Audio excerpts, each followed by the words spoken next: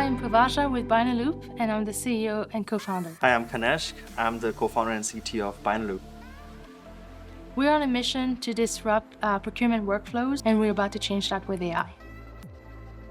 This startup really started with a need and a request from a US defense client. Once we delivered that prototype, it actually we realized that it could be a niche. It is one of the oldest, I would say, industry where companies always need to buy something, or governments always need to buy something. Even people, you always buy things, right? And it's a very manual process, still very outdated. And so we were able to highlight that gap, and thanks to our first client, we saw that. Yeah, so Kanish and I worked together at a previous AI startup. We were lucky enough to deliver a project for US Defense, and we got to expand our network from there. And around the time, generative AI was booming and multimodal AI, we knew we wanted to be at the forefront of it in research and in building a company that's actually making a difference and solving a real world problem.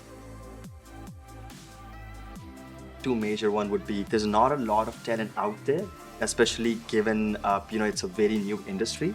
A lot of research needs to be done. So finding people who can help us build that next level or take us to the next frontier, it's very tough. On top of that, people have been used to this old traditional process of procurement, right? So making a switch in that industry that has been going on for a long time is quite difficult, right? Just to add to this, one of the key challenges we really face as an early stage startup in a regulated environment is, both on the capital side, access to capital when you're very new, very early.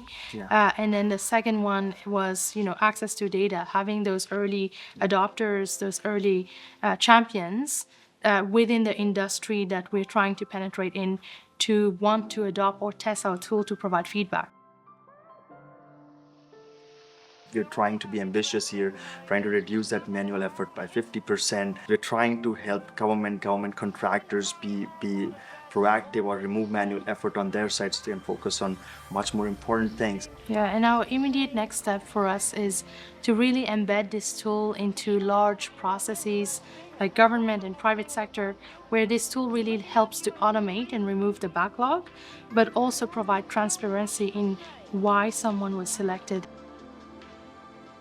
Last year, me and Purvacha met at launch party in Calgary, and we were like, next year we'll try to, hopefully we'll be there. So that was like the piece of a huge excitement for us. We were so happy, like, okay, wow, in just an year and just a couple of years, we were able to reach that place, like we were, amongst the top 10 startups. Being in Calgary, launch party is, in the tech scene, it's something we look forward to. We want to see who is the upcoming startups. And when we started our startup journey last year, we were 1 month in when launch party happened.